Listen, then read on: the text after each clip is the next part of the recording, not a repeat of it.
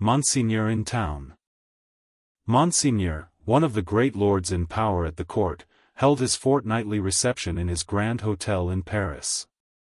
Monseigneur was in his inner room, his sanctuary of sanctuaries, the holiest of holiests to the crowd of worshippers in the suite of rooms without. Monseigneur was about to take his chocolate. Monseigneur could swallow a great many things with ease, and was by some few sullen minds supposed to be rather rapidly swallowing France, but his morning's chocolate could not so much as get into the throat of Monseigneur, without the aid of 4 strong men besides the cook. Yes. It took 4 men, all 4 ablaze with gorgeous decoration, and the chief of them unable to exist with fewer than 2 gold watches in his pocket, emulative of the noble and chaste fashion set by Monseigneur, to conduct the happy chocolate to Monseigneur's lips. 1 lackey carried the chocolate pot into the sacred presence, a second, milled and frothed the chocolate with the little instrument he bore for that function, a third, presented the favored napkin, a fourth, he of the 2 gold watches, poured the chocolate out. It was impossible for Monseigneur to dispense with one of these attendants on the chocolate and hold his high place under the admiring heavens. Deep would have been the blot upon his escutcheon if his chocolate had been ignobly waited on by only 3 men, he must have died of 2. Monseigneur had been out at a little supper last night, where the comedy and the grand opera were charmingly represented. Monseigneur was out at a little supper most nights, with fascinating company. So polite and so impressible was Monseigneur, that the comedy and the grand opera had far more influence with him in the tiresome articles of state affairs and state secrets, than the needs of all France. A happy circumstance for France, as the like always is for all countries similarly favored, always was for England, by way of example, in the regretted days of the merry Stuart who sold it. Monseigneur had one truly noble idea of general public business, which was, to let everything go on in its own way. Of particular public business, Monseigneur had the other truly noble idea that it must all go his way tend to his own power and pocket. Of his pleasures, general and particular, Monseigneur had the other truly noble idea, that the world was made for them.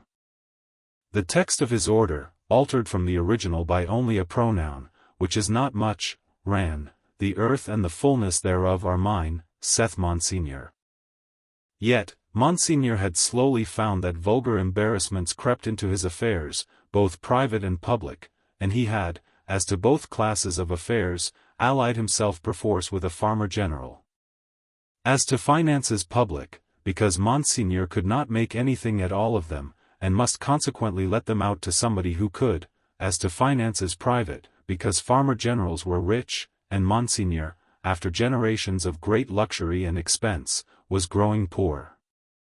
Hence Monseigneur had taken his sister from a convent, while there was yet time to ward off the impending veil, the cheapest garment she could wear, and had bestowed her as a prize upon a very rich farmer general, poor in family.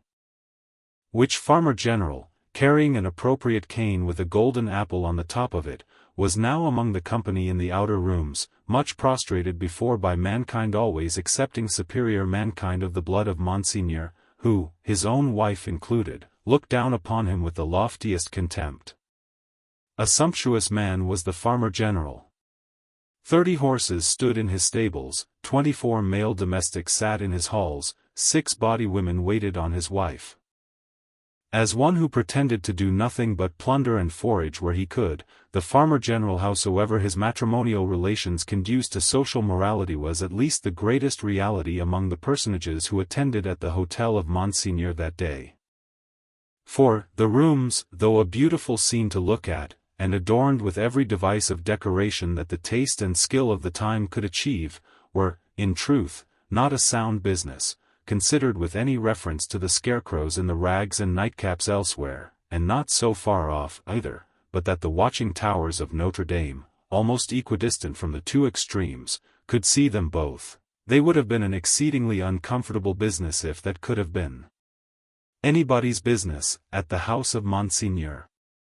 Military officers destitute of military knowledge, naval officers with no idea of a ship, civil officers without a notion of affairs, brazen ecclesiastics, of the worst worldly, with sensual eyes, loose tongues, and looser lives, all totally unfit for their several callings, all lying horribly and pretending to belong to them, but all nearly or remotely of the order of Monseigneur, and therefore foisted on all public employments from which anything was to be got. These were to be told off by the score and the score. People not immediately connected with Monseigneur or the state, yet equally unconnected with anything that was real, or with lives passed in traveling by any straight road to any true earthly end, were no less abundant. Doctors who made great fortunes out of dainty remedies for imaginary disorders that never existed, smiled upon their courtly patients in the antechambers of Monseigneur. Projectors who had discovered every kind of remedy for the little evils with which the state was touched, except the remedy of setting to work in earnest to root out a single sin, poured their distracting babble into any ears they could lay hold of, at the reception of Monseigneur. Unbelieving philosophers who were remodeling the world with words, and making card towers of babble to scale the skies with, talked with unbelieving chemists who had an eye on the transmutation of metals, at this wonderful gathering accumulated by Monseigneur. Exquisite gentlemen of the finest breeding, which was at that remarkable time and has been since to be known by its fruits of indifference to every natural subject of human interest, were in the most exemplary state of exhaustion, at the hotel of Monseigneur. Such homes had these various notabilities left behind them in the fine world of Paris, that the spies among the assembled devotees of Monseigneur forming a goodly half of the polite company would have found it hard to discover among the angels of that sphere one solitary wife, who, in her manners and appearance, owned to being a mother. Indeed, except for the mere act of bringing a troublesome creature into this world which does not go far towards the realization of the name of mother, there was no such thing known to the fashion. Peasant women kept the unfashionable babies close, and brought them up, and charming grandmammas of 60 dressed and supped as at 20. The leprosy of unreality disfigured every human creature in attendance upon Monseigneur. In the outermost room were half a dozen exceptional people who had had, for a few years, some vague misgiving in them that things in general were going rather wrong. As a promising way of setting them right, half of the half-dozen had become members of a fantastic sect of convulsionists, and were even then considering within themselves whether they should foam, rage, roar, and turn cataleptic on the spot, thereby setting up a highly intelligible finger-post to the future, for Monseigneur's guidance. Besides these dervishes, were other three who had rushed into another sect, which mended matters with a jargon about the center of truth, holding that man had got out of the center of truth which did not need much demonstration but had not got out of the circumference, and that he was to be kept from flying out of the circumference, and was even to be shoved back into the center, by fasting and seeing of spirits. Among these, accordingly, much discoursing with spirits went on, and it did a world of good which never became manifest. But, the comfort was, that all the company at the Grand Hotel of Monseigneur were perfectly dressed. If the day of judgment had only been ascertained to be a dress day, everybody there would have been eternally correct.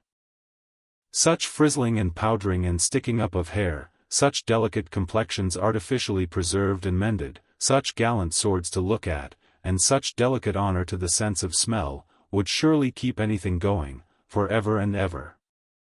The exquisite gentlemen of the finest breeding wore little pendant trinkets that chinked as they languidly moved. These golden fetters rang like precious little bells, and what with that ringing, and with the rustle of silk and brocade and fine linen, there was a flutter in the air that fanned Saint Antoine and his devouring hunger far away. Dress was the one unfailing talisman and charm used for keeping all things in their places. Everybody was dressed for a fancy ball that was never to leave off.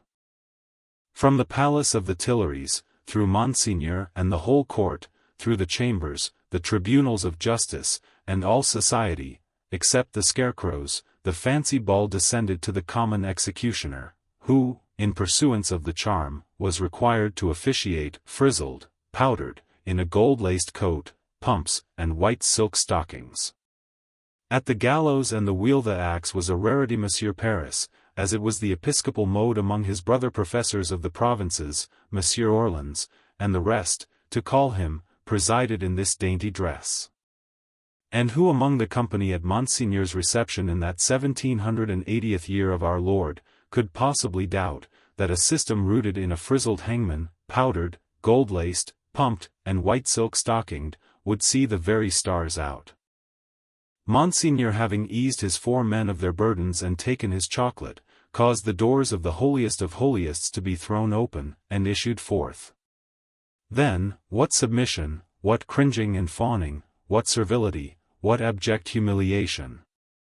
As to bowing down in body and spirit, nothing in that way was left for heaven, which may have been one among other reasons why the worshippers of Monseigneur never troubled it.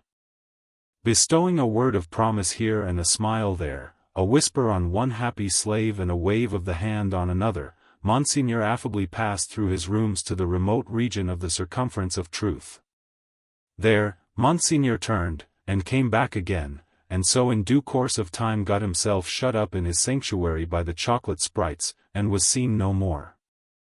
The show being over, the flutter in the air became quite a little storm, and the precious little bells went ringing downstairs.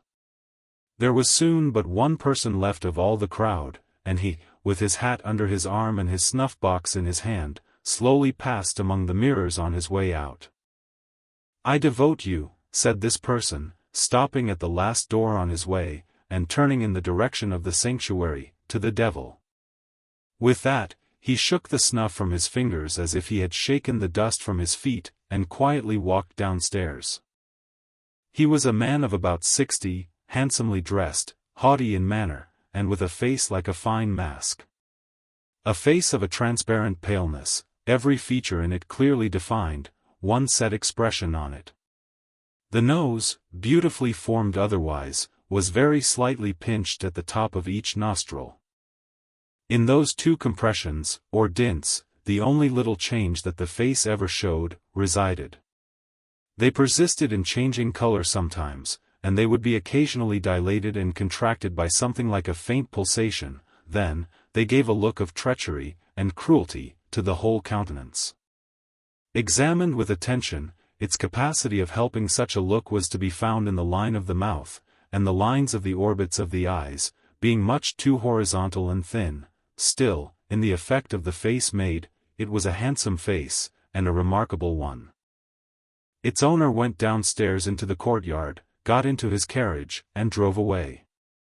Not many people had talked with him at the reception. He had stood in a little space apart, and Monseigneur might have been warmer in his manner. It appeared, under the circumstances, rather agreeable to him to see the common people dispersed before his horses, and often barely escaping from being run down. His men drove as if he were charging an enemy, and the furious recklessness of the man brought no check into the face, or to the lips, of the master. The complaint had sometimes made itself audible, even in that deaf city and dumb age, that, in the narrow streets without footways, the fierce patrician custom of hard driving endangered and maimed the mere vulgar in a barbarous manner. But, few cared enough for that to think of it a second time, and, in this matter, as in all others, the common wretches were left to get out of their difficulties as they could. With a wild rattle and clatter, and an inhuman abandonment of consideration not easy to be understood in these days, the carriage dashed through streets and swept round corners, with women screaming before it, and men clutching each other and clutching children out of its way. At last, swooping at a street corner by a fountain, one of its wheels came to a sickening little jolt, and there was a loud cry from a number of voices, and the horses reared and plunged. But for the latter inconvenience, the carriage probably would not have stopped. Carriages were often known to drive on, and leave their wounded behind, and why not? But the frightened valet had got down in a hurry, and there were 20 hands at the horses' bridles. "What has gone wrong?" said Monsieur, calmly looking out. A tall man in a nightcap had caught up a bundle from among the feet of the horses, and had laid it on the basement of the fountain, and was down in the mud and wet, howling over it like a wild animal. "Pardon, Monsieur the Marquis," said a ragged and submissive man, "it is a child." "Why does he make that abominable noise? Is it his child?" "Excuse me, Monsieur the Marquis, it is a pity, yes."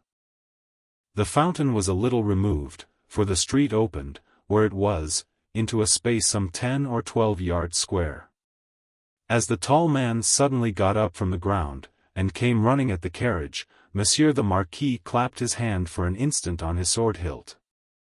"Killed!" shrieked the man, in wild desperation, extending both arms at their length above his head, and staring at him. "Dead!" The people closed round, and looked at Monsieur the Marquis. There was nothing revealed by the many eyes that looked at him but watchfulness and eagerness. There was no visible menacing or anger. Neither did the people say anything. After the first cry, they had been silent, and they remained so. The voice of the submissive man who had spoken, was flat and tame in its extreme submission. Monsieur the Marquis ran his eyes over them all, as if they had been mere rats come out of their holes. He took out his purse. "It is extraordinary to me," said he, "that you people cannot take care of yourselves and your children. One or the other of you is for ever in the way. How do I know what injury you have done my horses? See!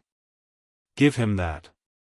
He threw out a gold coin for the valet to pick up, and all the heads craned forward that all the eyes might look down at it as it fell. The tall man called out again with a most unearthly cry, "Dead!"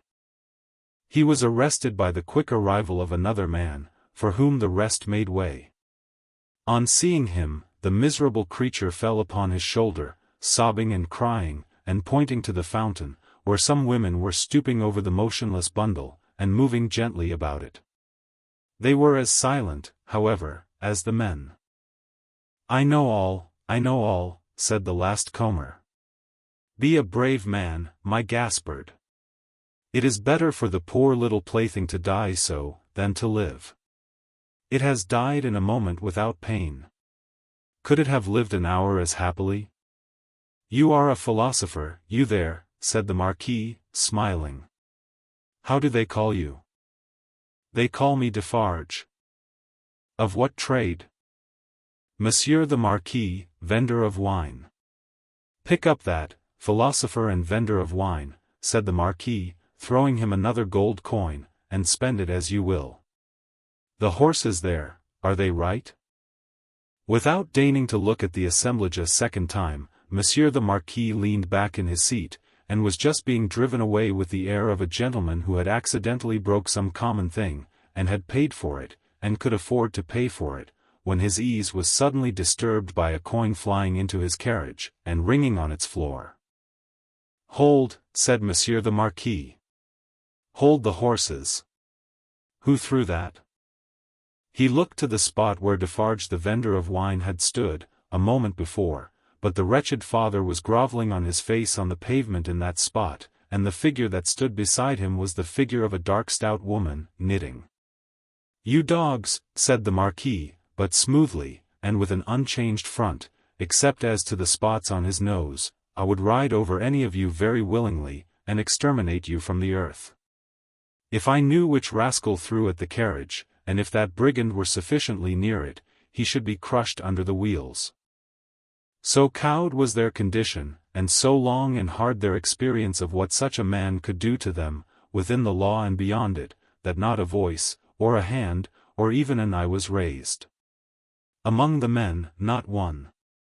But the woman who stood knitting looked up steadily, and looked the Marquis in the face.